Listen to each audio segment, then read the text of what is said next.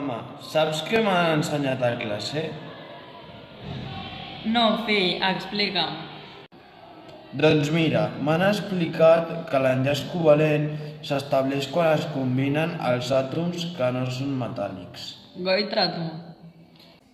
Sí, i també que tots dos obtenen la configuració de gas noble compartint els seus electrons. I t'han dit algun exemple que et trobis en la natura?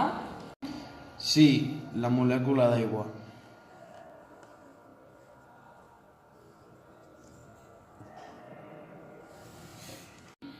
Jo me'n recordo que quan estudiava ciències a l'institut Alba del Vallès vaig aprendre les propietats dels enllaços. Ah, sí, mama? Explica, porfa.